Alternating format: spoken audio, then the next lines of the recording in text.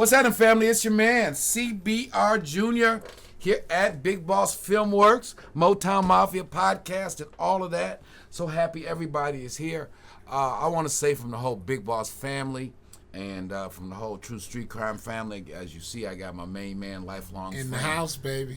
Eddie Baby at Instagram, Eddie Jackson Jr. In the house. Son of the one and only, the originator, the son of the fat man. And so we happy, the support you guys been showing the channel lately. We are just humbled, over 10K rolling. And we just really getting it going. So with all that said, and before we get started, to keep this thing going out there, family, make sure you guys are hitting that like, share, and subscribe button. You know it helps the way the algorithms work out there. So, again, got my man back in town for a minute, so we wanted to sit down and chop up some things. What's happening, Eddie, baby? I'm feeling good, man. How you feeling? What you want to talk about today? What you want to share with our audience? Man, I want to go back. I had teased. We had tried to get this story at the book fair, but we had some technical difficulties. Okay. The origin of French Road. Now, the audience didn't heard, and if you don't know, we talking about 3875 French Road. That's the spot that the news media here in Detroit had decided was the #1 crack house in its day in Detroit. Everybody from over there in the east side, from the early 90s all the way going into probably 04, 05, 06. 25 years. 25 years. We had a ball. But how it began. So I'm gonna give my recollection of it, and you come in. So, cause it's a little bit of a business lesson in this too, about sometimes you got to stick it out through the hard times to get to the good times. So it's I believe 1990.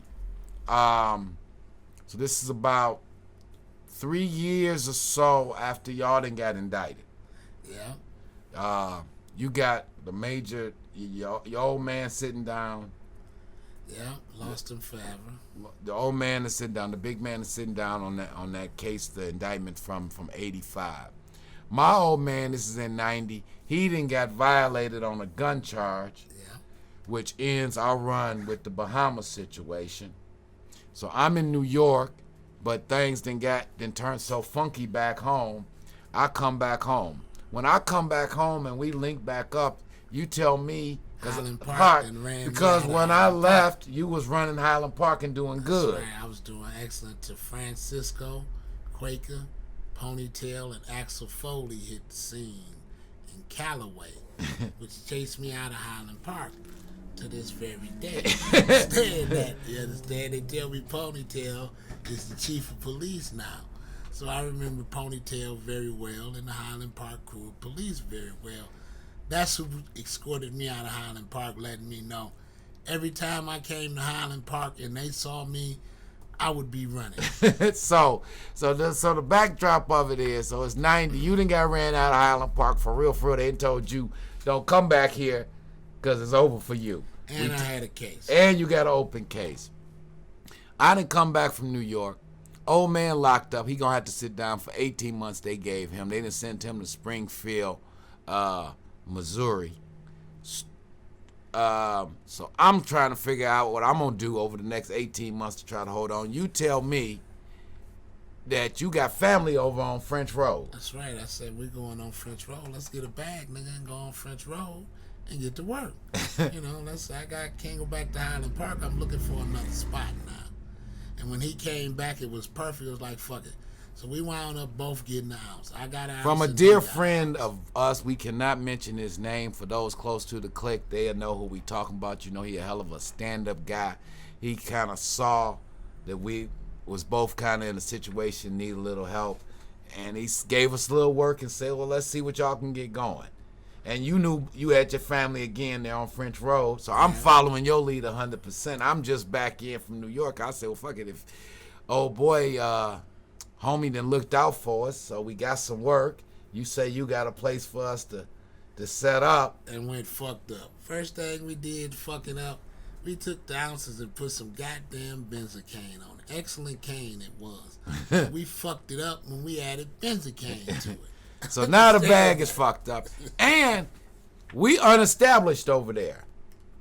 We unestablished. Coming fresh. Coming fresh. We New freshmen. spot at this point. 38. Don't nobody know about 3875. We freshmen. Now your family knew everybody in the neighborhood though. You got it. So that's a shout out to Kirk, Giggle, Tony Mack, Wani Pooh, Dennis, You got it. and that whole crew. They knew everybody, but that spot was not established, and there was a lot of established spots all over there, right? You got it. So what we tried to do, we tried to make some inroads in Mack and Bewick, right? Because back in that day, Mack and Bewick was where all the action Boy, kind we of... stood on the side of Eric Hood's tire shop. Gotta holler out to Eric Hood. That's Hood Shop, We Mack and St. stood Clair, right? On Mack and Garland. Mack and Garland. Hood's tire shop. We stood on the side of Hood's tire shop trying to sell nickel rocks. You understand? Hood was a very nice man to allow us to do that at that time. Now, unlike my dear friend here, I've never enjoyed much street hustling. But necessity being the mother of the venture, so I'm following his lead. I say, well, if this is what we got to do to eat so we can work out some shit, because what I did know, sooner or later, something going to break, because between his old man, my old man, all the people we know, something going to break. But at this time, ain't nothing broke. Nah, we was catching hell. We was catching hell. We was catching hell. This was some hard days. This was a rough, yeah. I mean, And remember, this is a cold winter. It's not summertime at this time. Right. It's winter time. And a shout out to God rested. So we brought some help. We brought DJ Killer. There. Hold on 1 second, fam. We're going to have to take a quick break. Shut it down for 1 second. Yeah. All right. Remember, we had DJ Killer.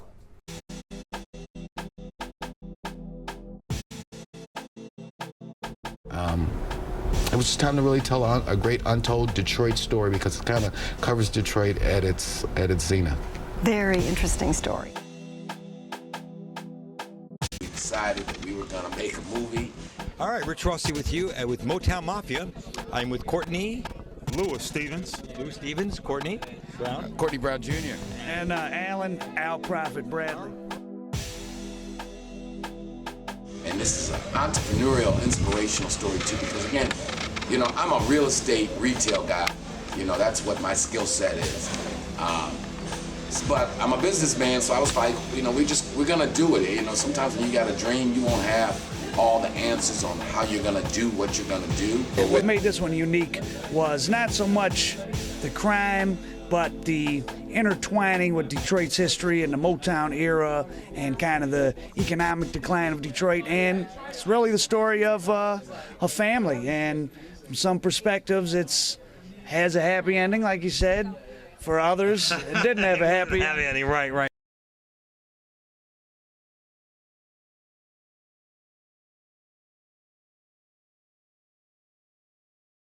So, right, we struggled. We gave Hood a shout out. For those who know, Mack and Bewick kind of is ground zero for the action. Oh, that's the beginning. That's the For beginning. me, on the east side, the first place was Eric Hood Tire Shop. Okay, so then we called in all the stops we can to get some help because we catching hell. We know we got a break coming, but the break ain't come. You know, between your, as I was saying, between your old man, my old man, all the family and friends we know, we figured something coming. But as you say, it's a cold winter right now. It's fucked up, to be honest, ain't it? Oh, it's real cold. So we bring in 20 below style. It's real cold. God rest it. So we bring in DJ Killer, your family. We And need DJ workers. Killer We need used to workers. work for this guy in the projects named Best in the World. So DJ Killer had that mentality of a project nigga. You understand? Because he worked for Best in the World. So when he come on the east side with us, you know, he had that mentality. Project mentality. He brought the project mentality. So DJ do what he can to help out the situation. But to be honest, we struggling. Again, our friend didn't help us out as you went. And I take blame for that benzo shit. Because you asked me.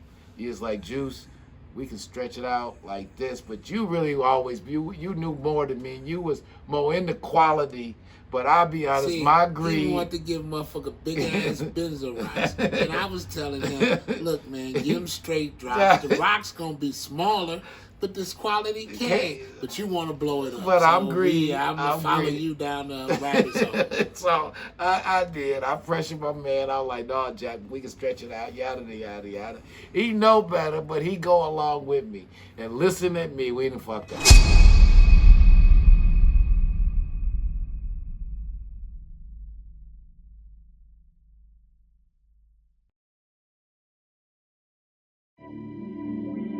Big Boss Filmworks and Big Boss Books presents Courtney Robert Brown Jr.'s follow-up to the book Motown Mafia. Motown Mafia, Big Man on Campus. My internship was kind of in how the world of international finance and international criminal activities overlap.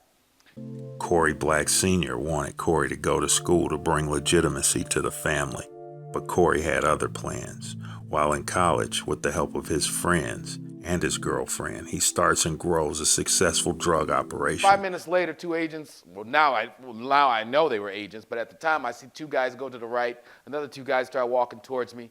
They stop at my seat and they go, grab your bags, DEA, come with us. Needless to say, this is not the fun part of being an intern. Corey finds himself conflicted with his responsibility to running the family business and his obligation to his college studies.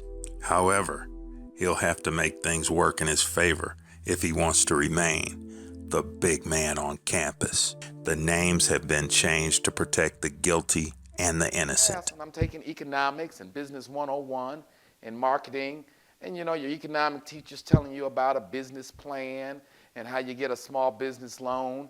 And you know, it's kind of the hypocrisy of the world, because I'm like, that ain't how the real world works.